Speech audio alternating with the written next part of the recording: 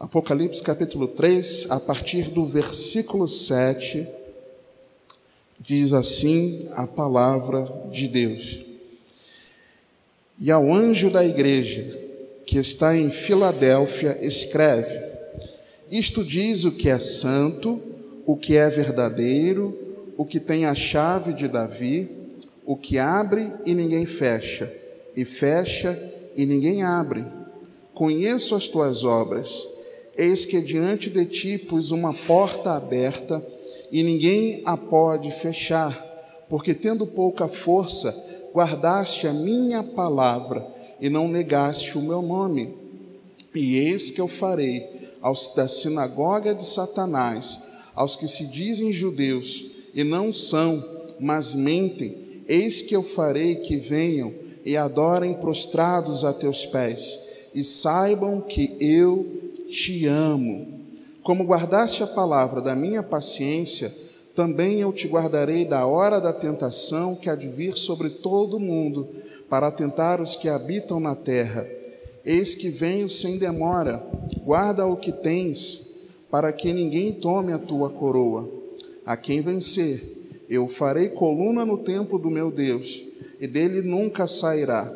E escreverei sobre ele o nome do meu Deus, e o nome da cidade do meu Deus, a nova Jerusalém que desce do céu, do meu Deus, e também o meu novo nome. Quem tem ouvidos, ouça o que o Espírito diz às igrejas. Amém? Pode se assentar, por favor.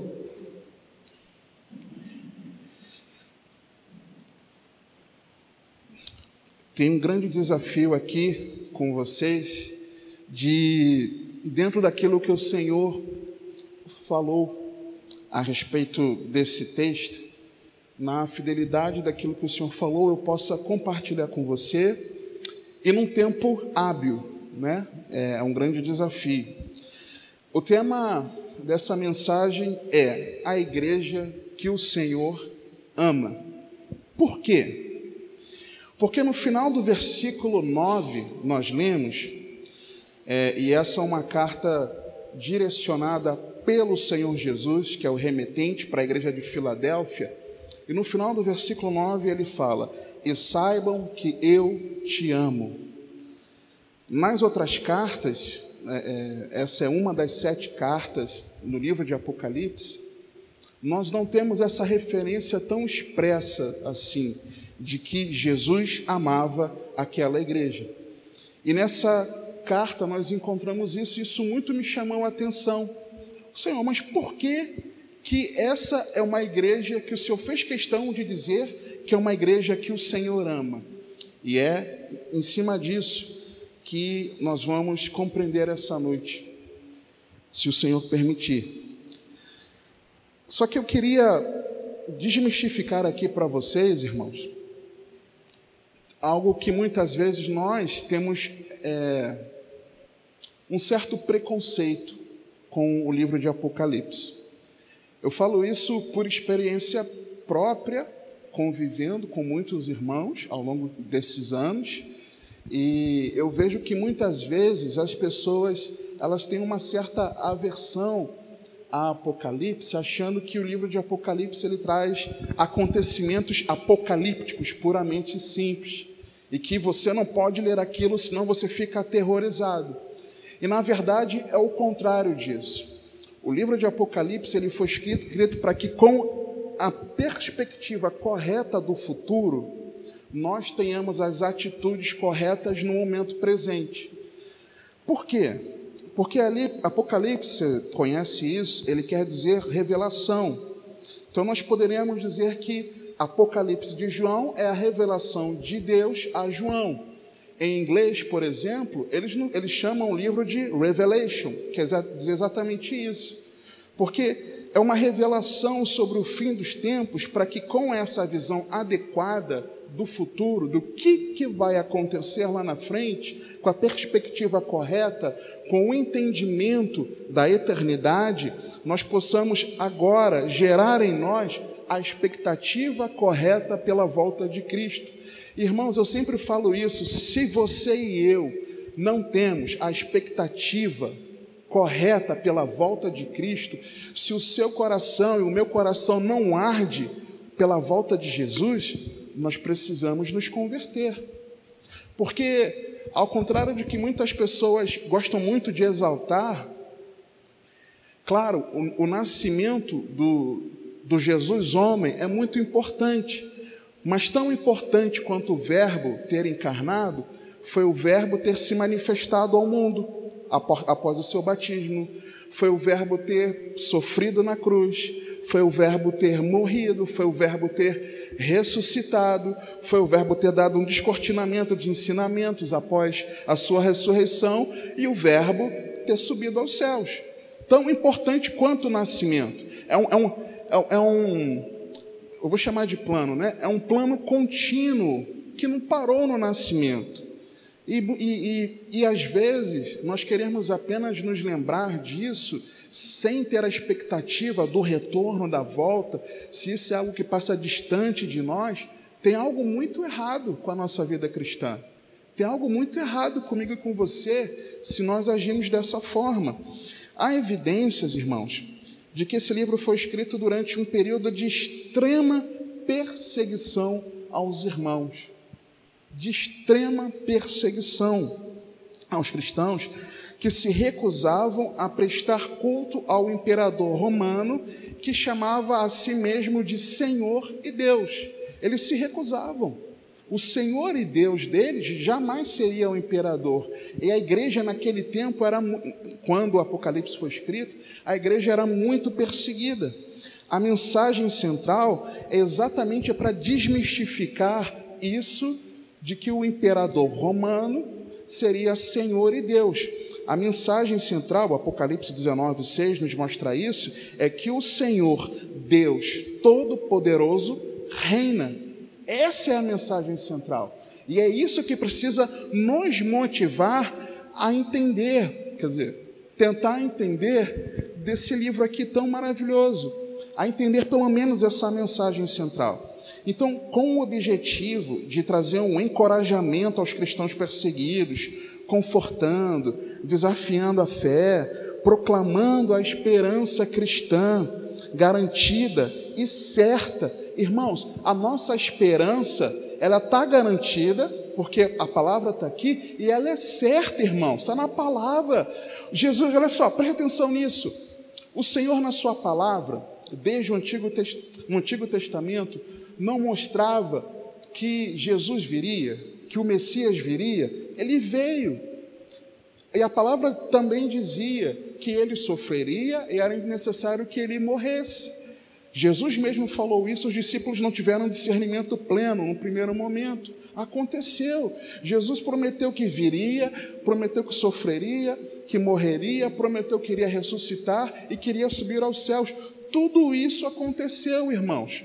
Agora, será que se ele prometeu que vai voltar para buscar a sua igreja, nós não podemos ter essa garantia, essa convicção certa de que o nosso Redentor virá nos buscar? E isso precisa arder dentro de mim e de você, irmãos. Isso precisa fazer com que você e eu tenhamos as características dessa igreja que Jesus fez questão de declarar que amava. A esperança cristã garantida e certa, junto com essa garantia, também tem a garantia de que em Cristo nós estamos compartilhando da vitória total contra as forças do mal em todas as suas manifestações. Além da garantia da vida eterna, de que Cristo voltará para nos buscar, nós juntamente com Cristo, nós estamos compartilhando da vitória contra todo o intento maligno. Por quê? Porque a vitória pertence a Deus e a Jesus Cristo, irmãos. A vitória total. Nós somos animados a permanecer fiéis a Jesus Cristo nesses tempos de perseguição e sofrimento. O livro foi escrito com esse propósito. Os fiéis receberão o prêmio da vida eterna e no novo céu, na nova terra e na cidade santa, reinarão com o Senhor para sempre. Isso precisa fazer o meu olho e o teu olho brilhar. Isso precisa ser suficiente para nós estarmos aqui e entregar a nossa adoração de todo o coração ao Senhor. Isso precisa ser suficiente para que, se que tiver culto, nós estejamos aqui para ouvir a palavra de Deus, para nós estarmos adorando ao Senhor, para nós estarmos nos enchendo da presença dEle. Isso precisa permear, irmãos, a nossa vida. Isso precisa mexer na gente. Por isso, meu irmão, minha irmã, não fuja do livro de Apocalipse. Não tenha medo. Não fique inquieto. Ah, meu Deus, já vai pregar Apocalipse, já vai pregar sobre as últimas coisas. Não faz isso.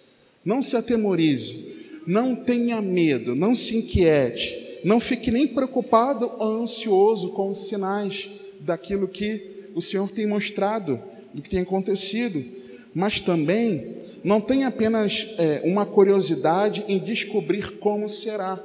Eu vejo muitas pessoas estudando Apocalipse, lendo, meditando, com a curiosidade de saber como é que vai ser tudo, nos mínimos detalhes. Irmãos, se você faz isso sem gerar expectativa da volta de Cristo, na minha opinião, está perdendo tempo. Se eu faço isso, eu estou perdendo tempo. Porque o mais importante, o conteúdo central, é esse que eu falei, de que o Senhor Deus Todo-Poderoso, Ele reina. Se Ele reina, significa que Ele é o Senhor, significa que Ele tem o domínio, que Ele tem o controle de toda a história. O nosso Deus, Ele é soberano. Essa é a mensagem. E por saber que Deus é soberano, nós precisamos ser a igreja que Jesus faz questão de declarar que ama, irmãos. Nós precisamos ser essa igreja. A mensagem apocalíptica é um aviso divino para a humanidade. É um aviso. Tem vários alertas aqui. Ignorar o Apocalipse seria como rasgar uma notificação judicial sem tê-la lido. Imagina que, de vez em quando eu vejo lá no condomínio que chegam algumas notificações extrajudiciais ou judiciais para vizinhos, e às vezes passa o tempo, passam-se meses, eu vejo que as contas não estão lá, de luz, as coisas, mas a notificação judicial está lá guardada na caixinha do correio coletiva do condomínio.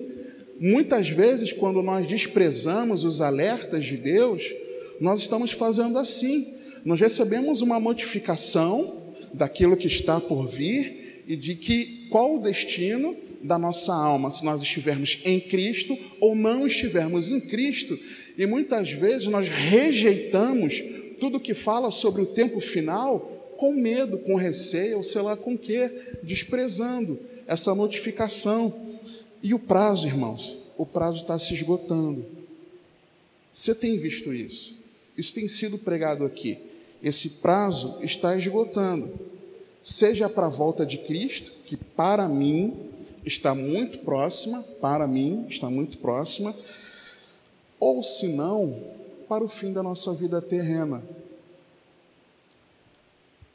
Eu estava me lembrando ontem eu estava me lembrando de quando eu, com 4 anos de idade, talvez 5, lá no Clube Umuarama, na Gávea, às vezes eu estava lá com a minha avó, com primos, e eu resolvi ir para a piscina de adultos.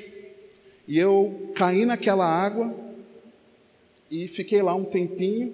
E eu me lembro que um primo do meu pai, Rogério, ele me resgatou, me salvou, mas se ele não tivesse percebido que eu havia caído na água, eu estaria morto desde os meus 4, 5 anos de idade.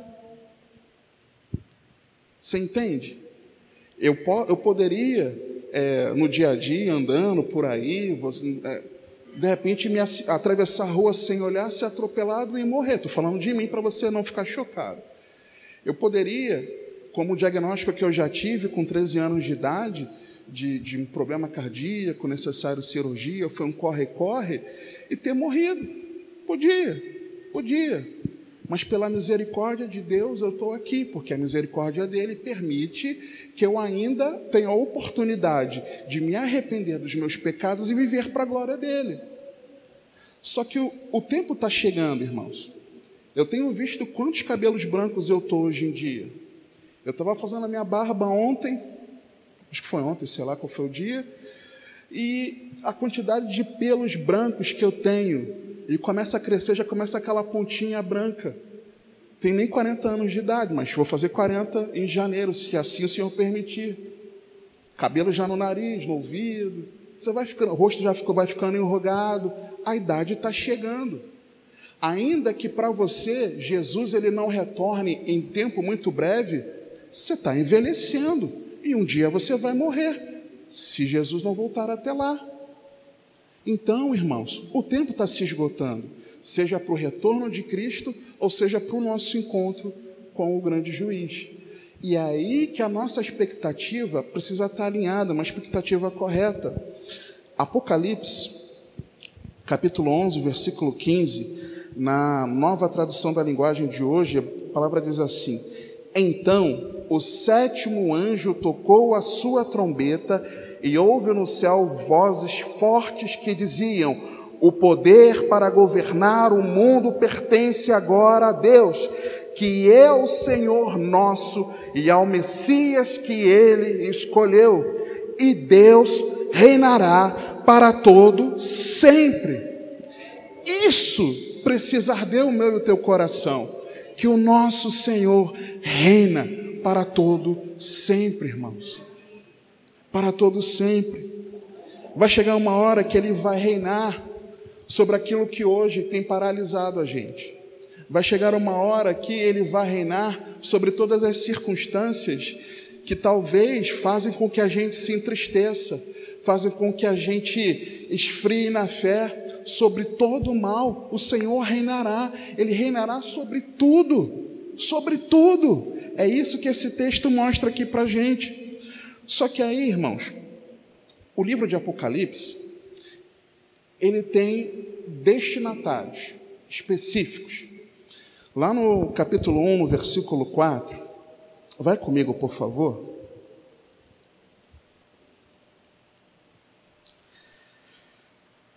João diz assim: João, às 7 igrejas que estão na Ásia, graça e paz seja convosco da parte daquele que é, e que era, e que há de vir, e dados 7 espíritos que estão diante do seu trono.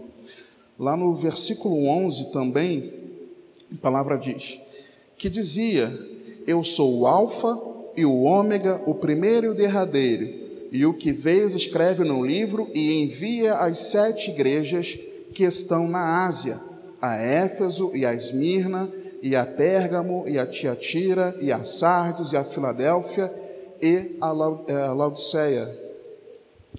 Então é destinado a essas 7 igrejas da província romana da Ásia, conhecida como Ásia Menor.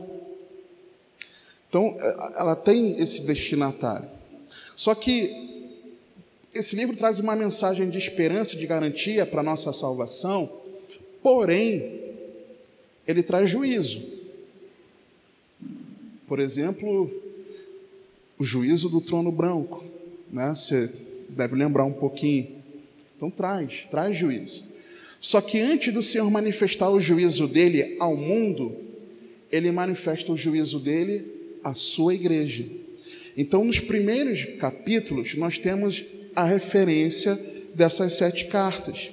1 Pedro 4,7, a palavra nos diz: porque já é tempo que comece o julgamento pela casa de Deus, e se primeiro começa por nós, qual será o fim daqueles que são desobedientes ao Evangelho de Deus?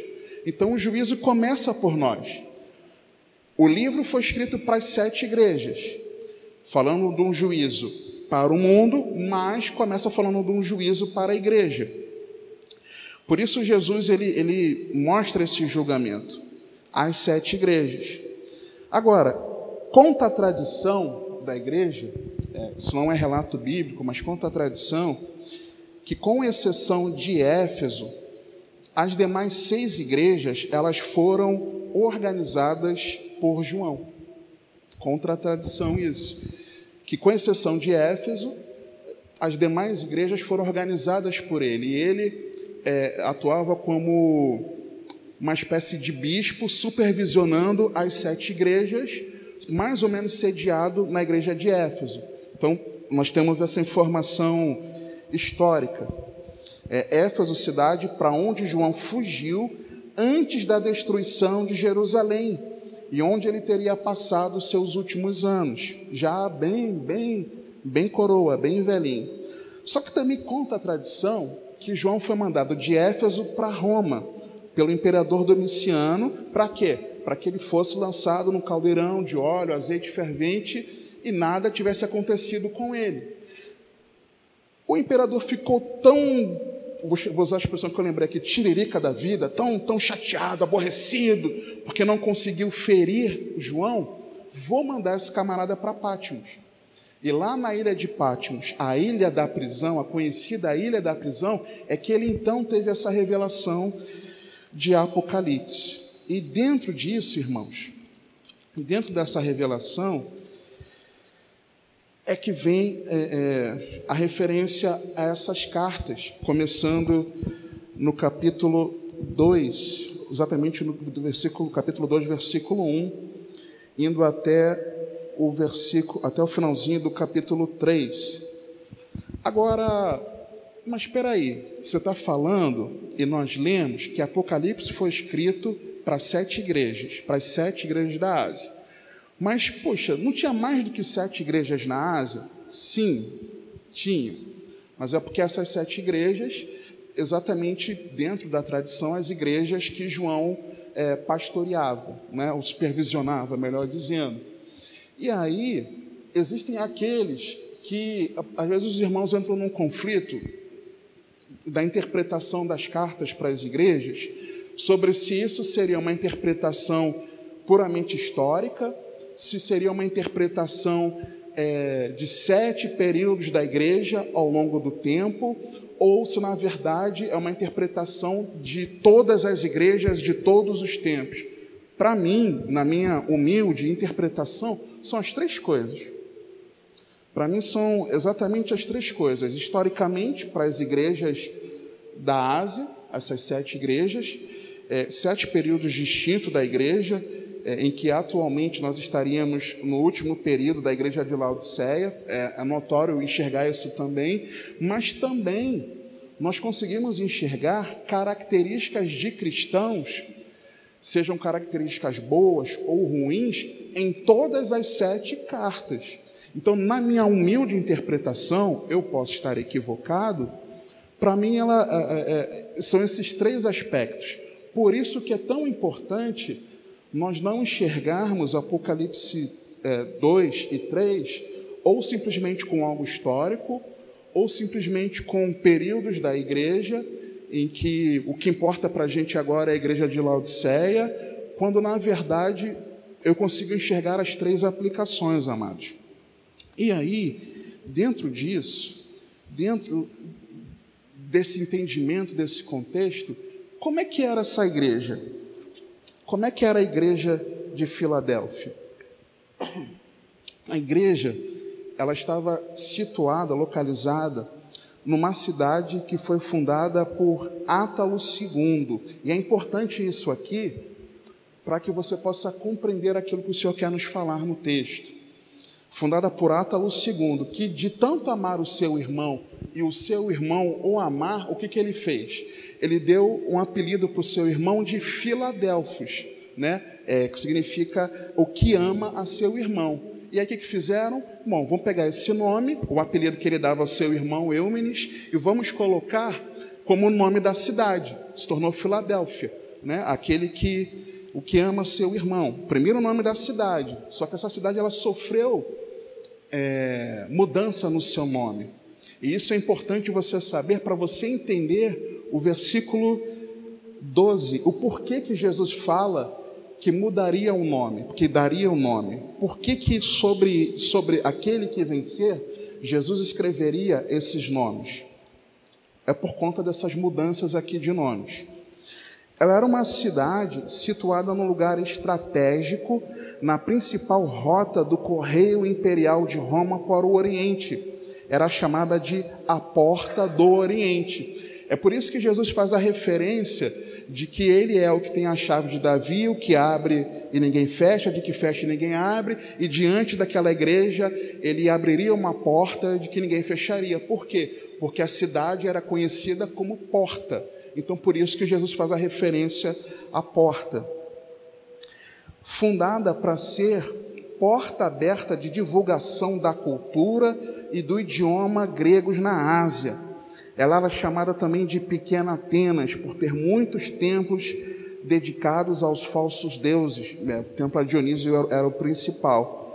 Então essa, irmãos, era uma igreja que era cercada por oportunidades para se desviar. Por quê? Porque se ela foi fundada para ser a porta do Oriente, um local de rota, um dos principais do Império Romano para a Ásia, e foi fundada para ser uma cidade onde a cultura seria disseminada, aquela cultura seria disseminada, imagina as oportunidades de se desviar que aquela igreja não tinha.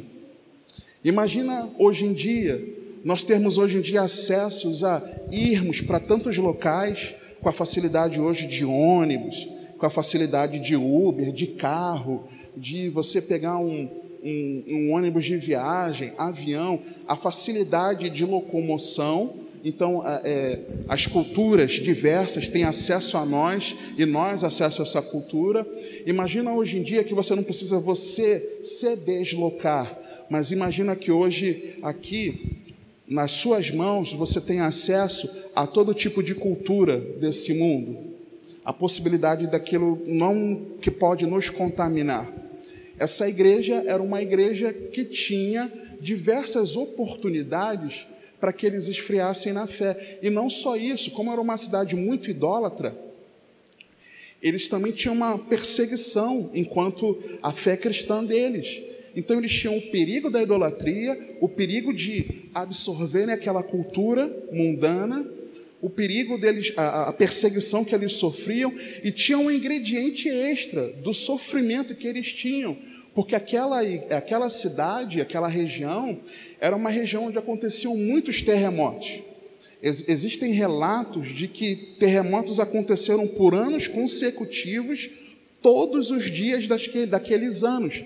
Terremoto, terremoto, terremoto, terremoto. Imagine, irmãos, o desespero era, além das estruturas construídas, abaladas, na própria rua. A rua tinha buracos na rua, valas na rua, porque de tantos terremotos que existiam ali, a ponto de que muitos não conseguiam habitar em lugares construídos, eles moravam em tendas. Imagina o sofrimento desse povo. Imagina o sofrimento dessa igreja.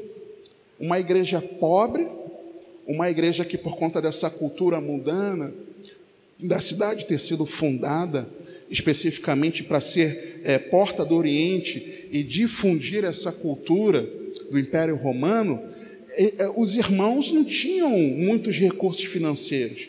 Os irmãos passavam dificuldades, irmãos. Eles passavam tempos muito difíceis. Não era fácil ser servo de Deus.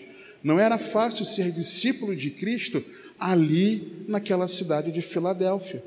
E eu sei, irmãos, que nos dias de hoje também não está fácil nós sermos discípulos de Cristo. Não está fácil nós perseverarmos. Não está fácil nós permanecermos em Cristo. Eu sei que não está fácil, eu sei que é difícil. São as tentações, nós lutamos contra nós mesmos, nós lutamos contra o mundo e nós lutamos contra o diabo. Eu sei que não é fácil, mas também para esses irmãos não foi fácil. E esses irmãos perseveraram. Esses irmãos receberam um bom testemunho de Jesus. A igreja de Filadélfia e a igreja de Esmirna foram as duas igrejas nas 7 cartas que não sofreram uma reprimenda, uma chicotada do Senhor, mesmo eles tendo passado essas dificuldades todas pelas quais eles passaram, irmãos. Não era fácil para os nossos irmãos em Filadélfia. Por volta do ano 90 depois de Cristo, com a ajuda do imperador, Filadélfia foi completamente reconstruída e, como gratidão, a cidade mudou o nome para Neo-Cesareia. Já recebeu o nome de Filadélfia por causa do imperador que a fundou, amava o seu irmão o amava, aquele que ama o seu irmão, Filadélfia. Em 90 depois de Cristo, César, o imperador, ajuda a reconstruir a cidade por conta dos terremotos, cidade abalada, reconstrói a cidade. Vamos homenagear, igual aquelas faixas que a gente encontra, Avenida Alzira Vargas, homenageia o vereador fulano de tal pelo asfalto aqui na rua. Só que além deles colocarem uma faixa para homenagear o imperador, resolveram adotar o nome de Nova Cesareia, a nova cidade de César. Só que depois disso, no tempo de Tito Vespasiano, ela voltou a receber uma troca de nome. Já não chamava mais Neo-Cesareia, ela passou a se chamar Flávia. Por quê? Porque Flávio era o apelido dele. Então a mudança de nomes, num período curto para eles, no período de 90 depois de Cristo, foi fundada em 150 mais ou menos antes de Cristo, num período de menos de 300 anos, a cidade teve ali 3 nomes, e depois o seu nome foi mudado de novo para Filadélfia. É por isso que Jesus fala lá: ao que vencer, eu escreverei esse nome, esse outro nome e esse outro nome. Nós vamos ver. Então, irmãos, apesar de todas essas adversidades, a igreja permaneceu de pé até os dias de hoje. Eu estava lendo um comentário bíblico acho que se não me engano, de Moody, lá no século XIX. Moody já fazia essa referência de que naquela época já era algo assim maravilhoso a igreja permanecer de pé. E hoje em dia, até os dias de hoje, uma igreja que está de pé, irmãos, tem o seu bispo, tem cerca de 1000 pessoas que até hoje levantam a bandeira da fé cristã. Ainda tem um remanescente ali, que permaneceram firmes, de pé, e não se abalaram. Com exceção de Esmirna e Filadélfia, as demais cidades e as igrejas, por consequência, elas estão em ruínas. E voltando para o nosso texto, falei isso para você entender o contexto da igreja. E ao anjo da igreja que está em Filadélfia, escreve: isto diz o que é santo, o que é verdadeiro, o que tem a chave de Davi, o que abre ninguém fecha, e fecha e ninguém abre. Conheço as tuas obras, eis que diante de ti pus uma porta aberta, e ninguém a pode fechar, porque tendo pouca força, guardaste a minha palavra, e não negaste o meu nome. Eis que farei aos da sinagoga de Satanás, aos que se dizem judeus e não são, mas mentem, eis que eu farei que venham e adorem prostrados a teus pés, e saibam que eu te amo. Jesus te ama. Como igreja, Jesus te ama. Como Jesus nos ama como igreja. Como congregação, Jesus nos ama. Nós somos a congregação que Jesus ama. Como congregação, Jesus poderia testemunhar isso aqui. E saibam que eu te amo. Será que Jesus sobre nós faz questão de declarar que nos ama? Será, irmãos? Eu concordo com o pastor e expositor bíblico Alexandre Salles, que na mensagem intitulada A Igreja de Filadélfia, comenta que esse texto afirma a divindade de Cristo como santo, verdadeiro, soberano e onisciente. Uma mensagem do iníciozinho do ano passado, se eu não me engano, pastor. Exatamente. Uma igreja, Jesus faz questão de se apresentar como aquele que é santo, que é verdadeiro, que é soberano e que é onisciente. Nós precisamos, como uma igreja que Jesus ama, uma igreja que reconhece que Deus é santo, que Jesus é santo. Se Ele é santo, nós precisamos andar de que forma? Em santidade. Se Ele é verdadeiro, Ele é autêntico, e a verdade está nele, nós precisamos andar em verdade. Se Ele é o soberano, que tem a chave de Davi, e aí não dá para entrar nos detalhes do texto, porque não é o foco da mensagem.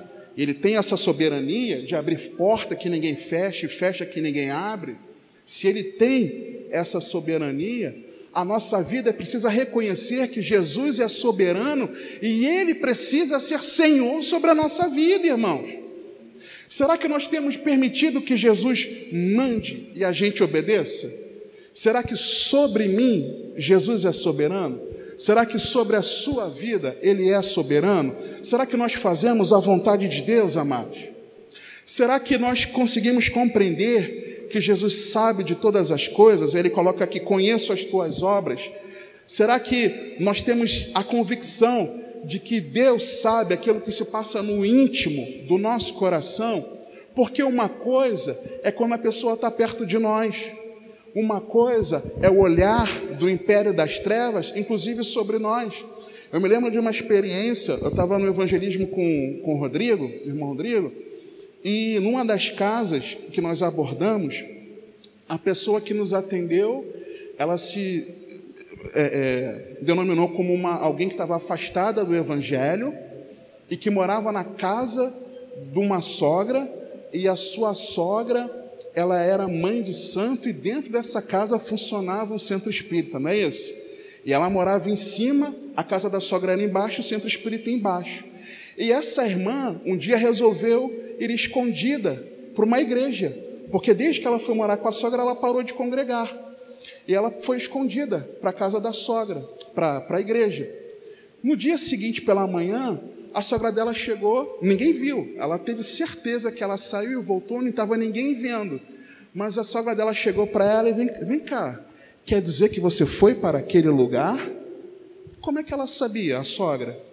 O império das trevas estava observando e falou para ela. Agora, conhecer o que se passa no íntimo do nosso coração, irmãos, só o nosso Deus, que é onisciente. E será que nós temos agido como aqueles que sabem que Deus é onisciente? É para a gente refletir, irmãos. Só que a igreja que Jesus ama é uma igreja que, primeiro, ela reconhece a sua fraqueza, reconhece as suas limitações. Jesus, ele fala aqui, olha, diante de você eu pus uma porta aberta e ninguém pode fechar. Por quê? Por quê? Porque tendo pouca força. Será que eu reconheço as minhas limitações? Será que eu reconheço que eu sou fraco? Será que você reconhece que você é limitado e fraco? Será que nós reconhecemos como igreja que a força que nós talvez julguemos ter, nós não temos, a nossa força é pouca? Porque se nós reconhecermos, irmãos, que a nossa força é pouca, nós vamos saber que na nossa fraqueza o poder de Cristo se aperfeiçoa. E é na força, é no poder do Senhor que nós caminhamos. É na força, é na autoridade de Cristo que nós como igreja avançamos, irmãos. Mas reconhecendo que nós temos pouca força, amados. Nós precisamos reconhecer isso. A igreja que Jesus ama é uma igreja que guarda a sua palavra. Jesus falou, porque tendo pouca força, guardaste a minha palavra. A igreja que Jesus ama é aquela que permanece nele, porque ele falou, e não negaste o meu nome. Será que nós temos sido essa igreja que reconhece a sua limitação, a sua fraqueza, que guarda a palavra de Deus e que permanece no Senhor e por isso não o nega? Será que nós temos sido essa igreja que Jesus ama, irmãos? Será que você e eu temos sido? Porque algumas coisas interessantes acontecem, amados. Apocalipse no capítulo 6, avança um pouquinho, por favor. Apocalipse 6, versículo 9. Eu enxergo um correlato nesse povo aqui, você já deve ter assistido o vídeo que o nosso pastor editou sobre a vida por Cristo na África, se não me engano é esse o título, né? Que vídeo emocionante, irmãos. Emocionante. A gente vê aquilo que Deus tem feito. Se você tem visto os materiais que os missionários compartilham, e você não para prestar atenção, preste atenção um pouquinho, sabe? É maravilhoso isso. E nós vemos aqui nesse texto pessoas que deram a sua vida por Cristo. Olha o que a palavra de Deus diz no versículo 9.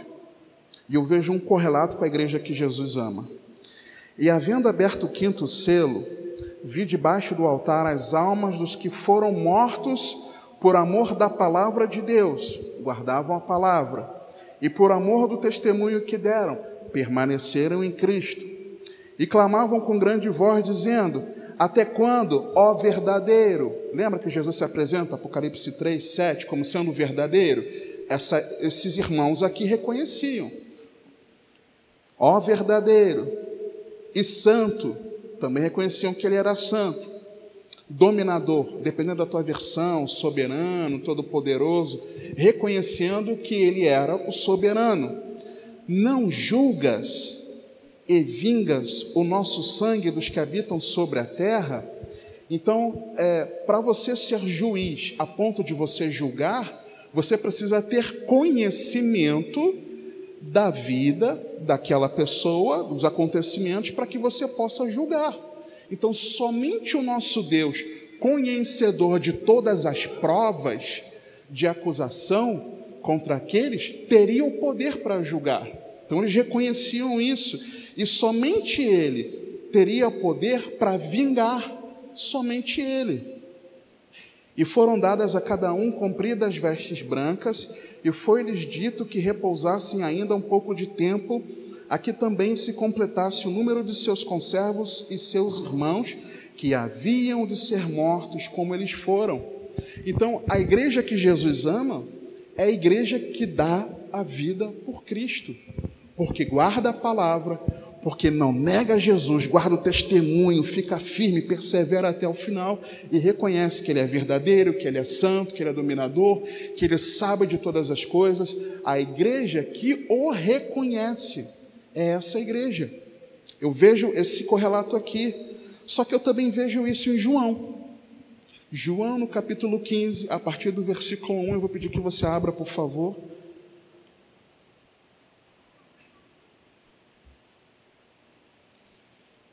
A igreja que Jesus ama é a igreja que permanece na videira verdadeira. Por quê, irmãos?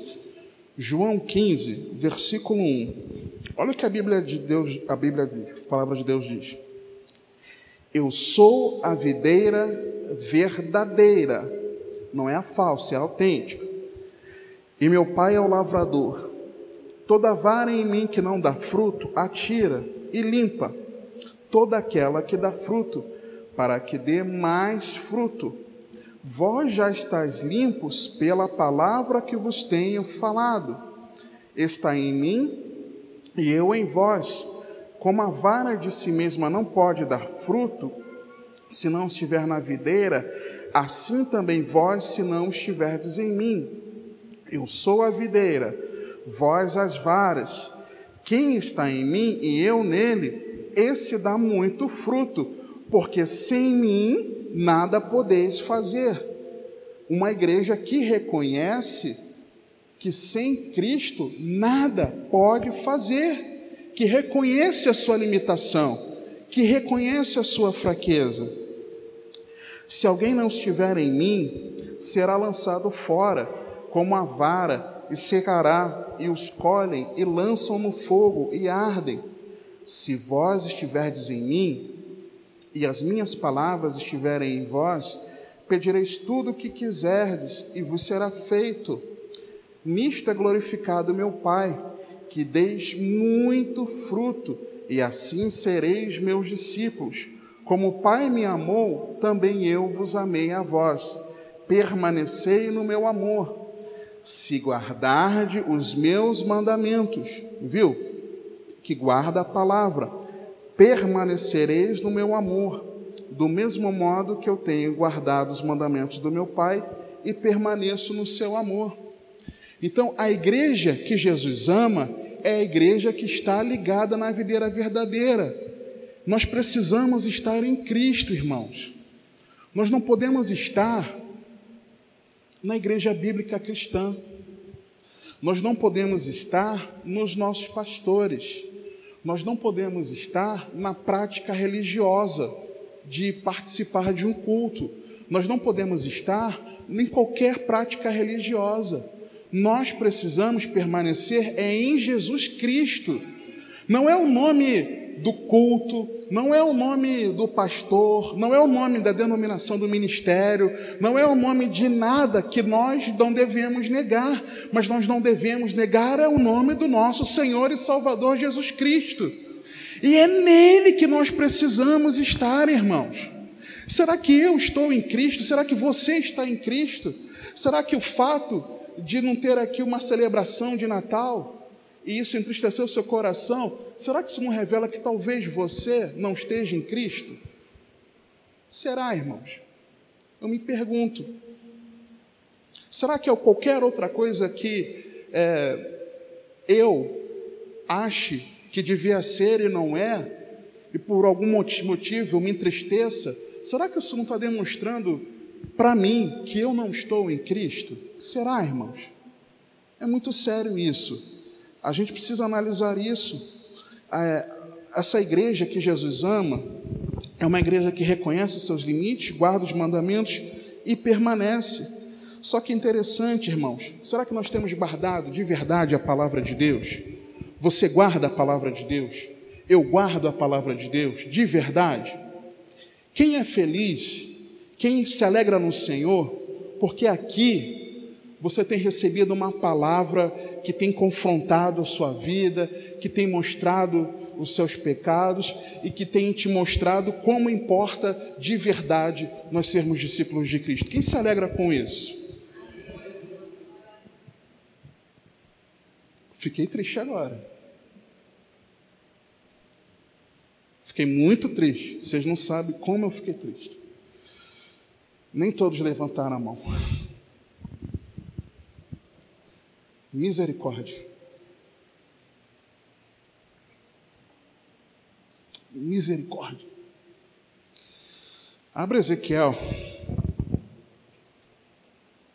capítulo 33.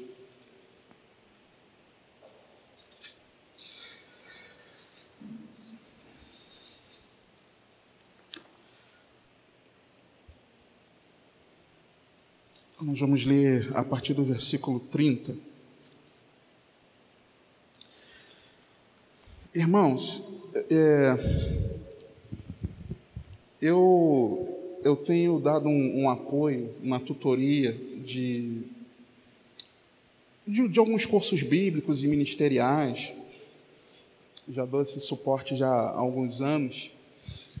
E a gente tem alguns grupos no WhatsApp com irmãos que estudam diferentes coisas.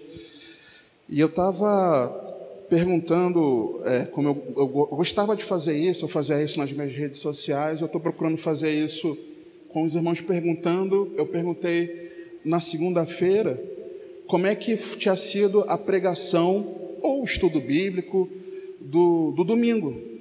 E aí alguns falam, outros não falam.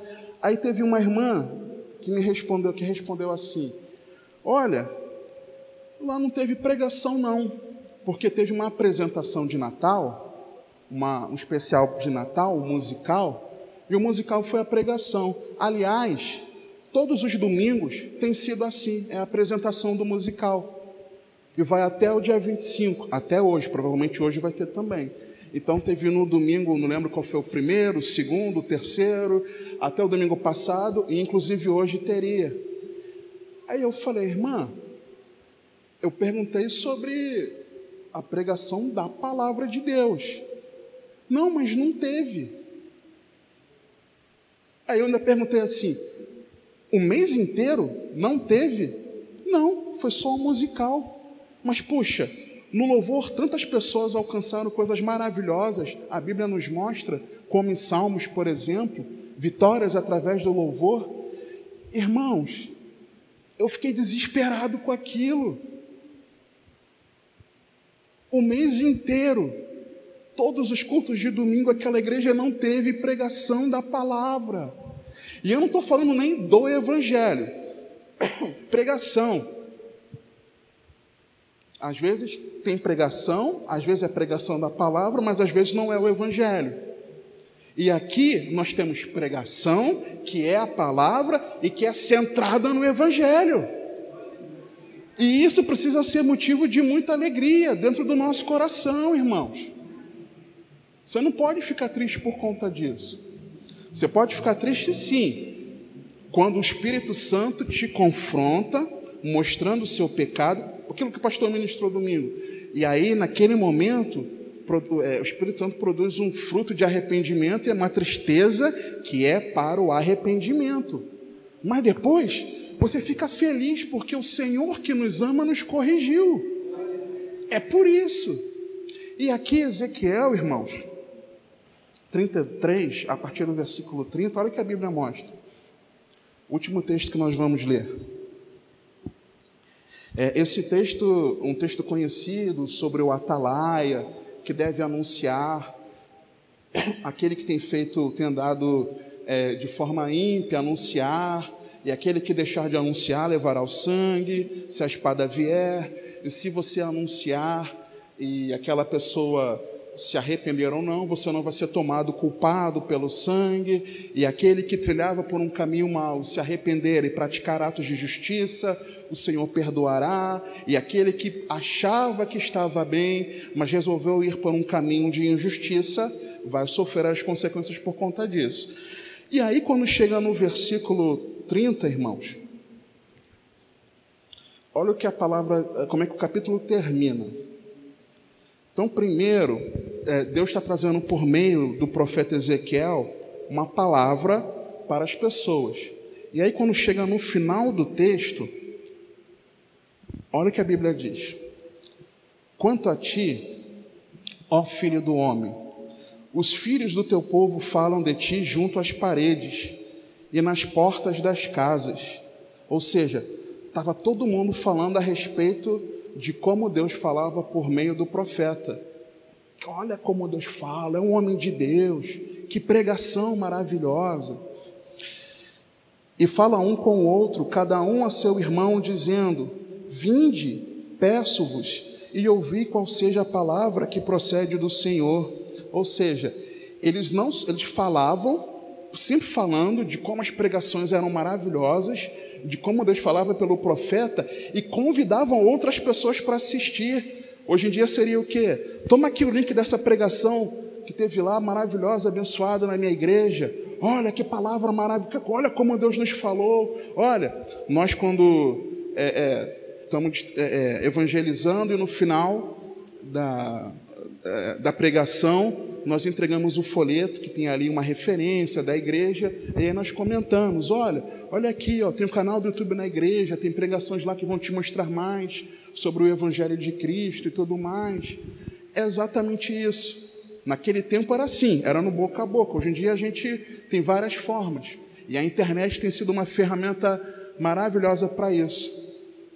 É assim que eles faziam. Está errado isso? Se compartilhar aquilo que é bom? Não. Está mais do que certo. É errado ficar compartilhando as porcarias que muitas pessoas compartilham em tantos grupos por aí, né? Como eu já compartilhei, né? Mas a palavra de Deus ali é maravilhosa. Mas olha a continuação desse texto, versículo 31.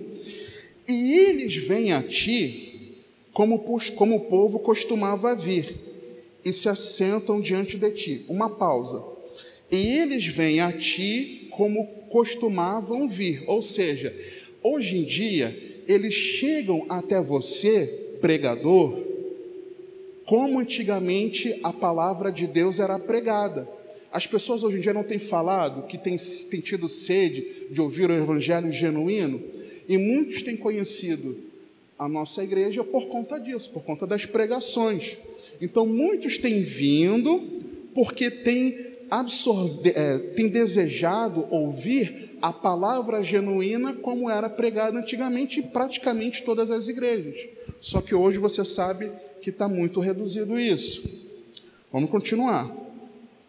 E se assentam diante de ti como meu povo e ouvem as tuas palavras. Ouve a pregação, ouve os estudos bíblicos, ouve, mas não as põe por obra, pois lisonjeiam com sua boca, mas o seu coração segue a sua avareza. E eis que tu és para eles como uma canção de amores, de quem tem voz suave e que bem tange, porque ouvem as tuas palavras, mas não as põem por obra. As pessoas ficam felizes de ouvirem pregações bíblicas. Talvez você esteja aqui, fique maravilhado, feliz, alegre no Senhor, porque você ouve nossos pastores aqui, os pregadores, compartilhando a palavra de Deus, bíblica, cristã, genuína, para mim e para a sua vida, que nos forjam para a vida eterna. Talvez você fique muito feliz por isso. Talvez as pregações aqui sejam maravilhosas realmente, no seu entendimento, para a sua mente. Mas talvez elas sejam simplesmente canções de amores, que te afagam. A gente fala muito, hoje em dia está se cumprindo o que a palavra de Deus diz, que nos últimos dias eles amontoariam para si doutores segundo aquilo que eles queriam ouvir. Muitos de nós estamos aqui porque queremos ouvir esse tipo de pregação. Então nós também estamos amontoando para as nossas vidas pregações e ensinamentos que nós queremos ouvir. Até aí não está errado. Só que muitas vezes nós não colocamos em prática, irmãos. E isso se torna canção de amores. Nós ficamos maravilhados com a pregação, mas a gente não pratica. Mas a gente não coloca em prática.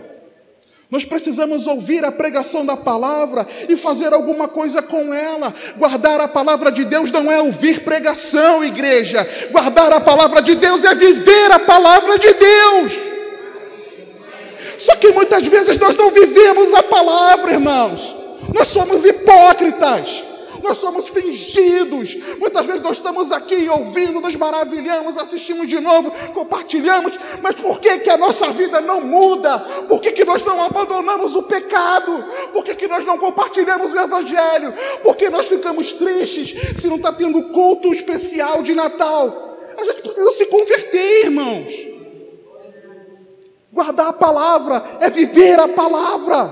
Guardar a palavra não é ouvir, não é escutar. Ai, que maravilhoso, que bênção. A gente está precisando se corrigir, irmãos. Uma igreja que Jesus afirma, faz questão de dizer que ama, é a igreja que guarda a palavra, a igreja que escuta, ouve, guarda em si, gera transformação, coloca em prática. Essa é a igreja que Jesus ama. Essa é a igreja que o Senhor ama. E nós precisamos entender isso, amados. E aí no versículo, voltando para Apocalipse, finalizando, irmãos.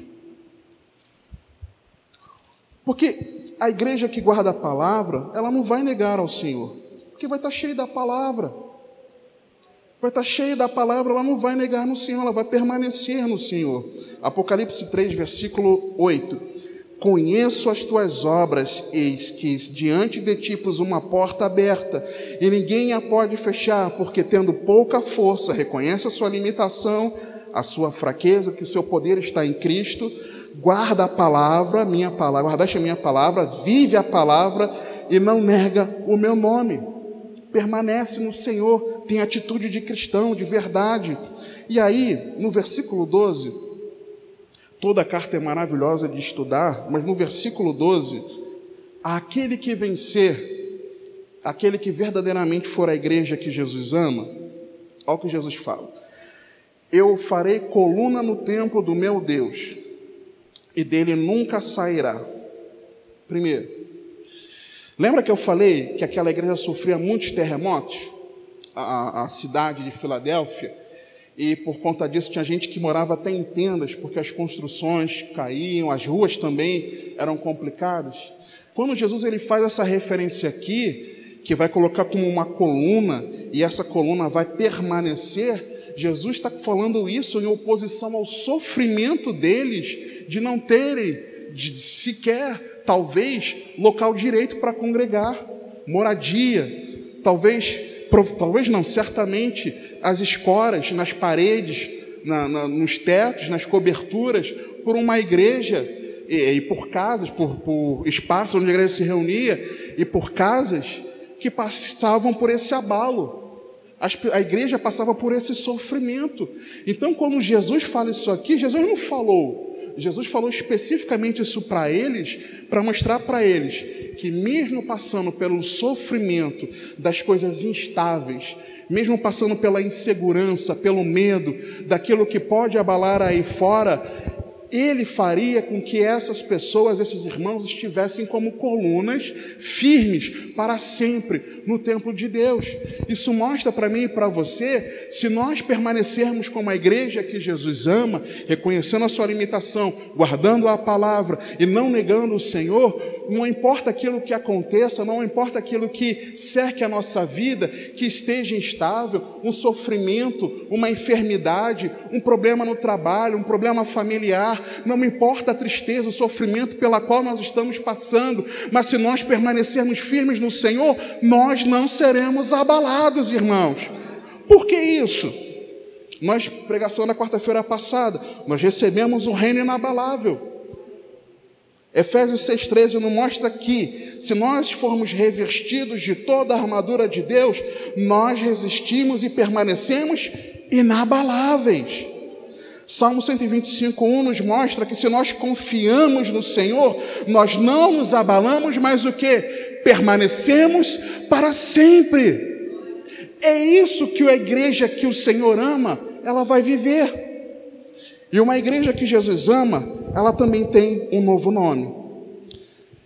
Parte B do versículo 12 de Apocalipse 3. E escreverei sobre ele o nome do meu Deus e o nome da cidade do meu Deus, a nova Jerusalém que desce do céu do meu Deus, e também o meu novo nome.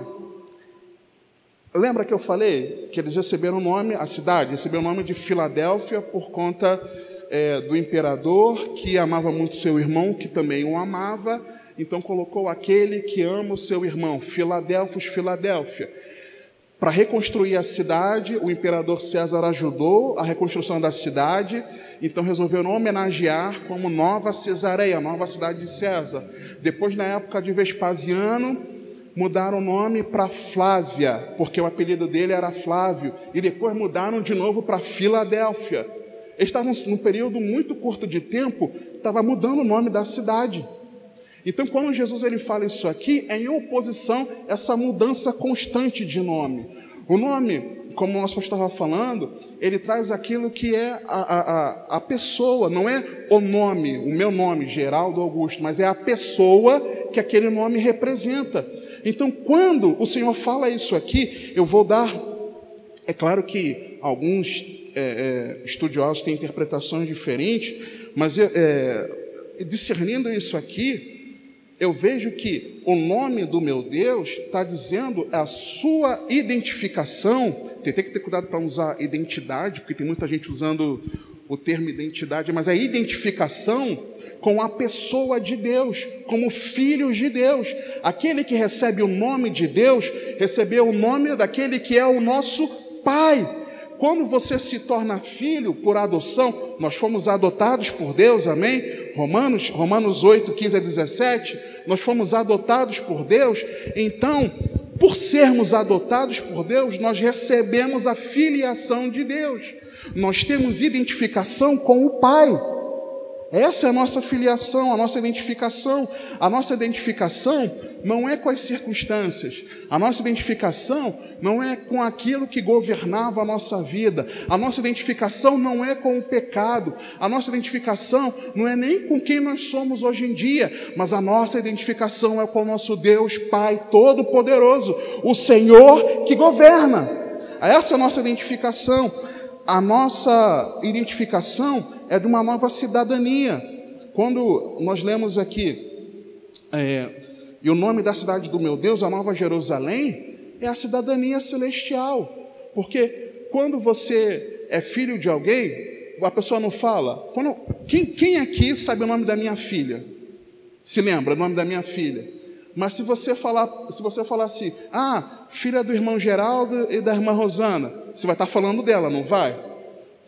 Então, quando falam de nós, filho de Deus, estão falando de nós. Podem não saber o nosso nome, mas vão conseguir nos identificar. É a mesma coisa quando nós moramos na cidade de São Gonçalo. Então, que nome nós recebemos? Cidadãos gonçalenses, não é isso? Cidadãos gonçalenses. É a nossa identificação.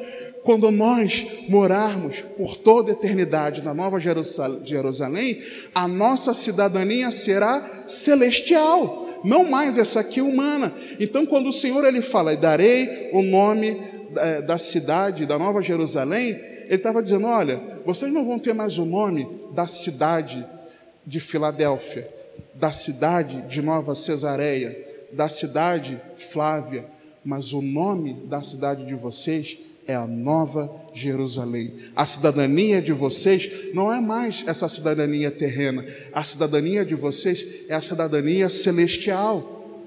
E isso precisa estar dentro de nós. E Jesus fala também em relação ao próprio nome dele. Irmãos, Apocalipse 19, dos versículos 1 a 10, a Bíblia nos mostra o quê? A Bíblia nos mostra as bodas do Cordeiro. A minha esposa, quando se casou comigo, eu gostaria que ela tivesse parte do meu nome.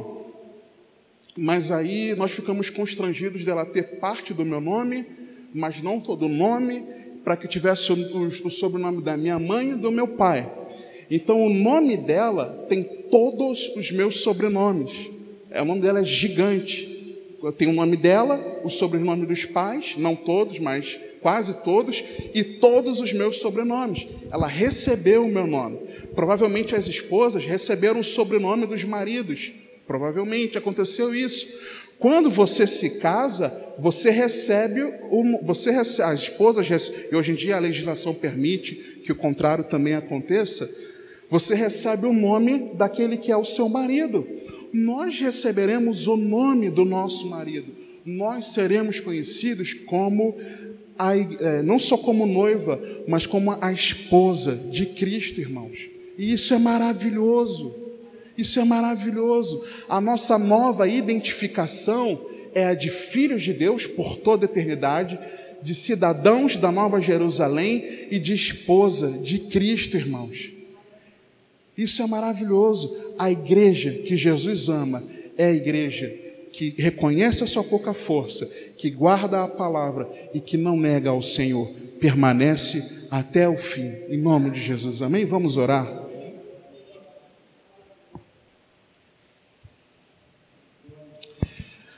Pai, quero te dar graças por esse dia, te dar graça pela tua palavra, te dar graça porque o Senhor tem conduzido o teu povo a ouvir a tua palavra. Pai, mas que nós não sejamos aqueles que se enganam, se equivocam, mas que na verdade nós desejemos ardentemente, ó Pai, guardar, viver a tua palavra.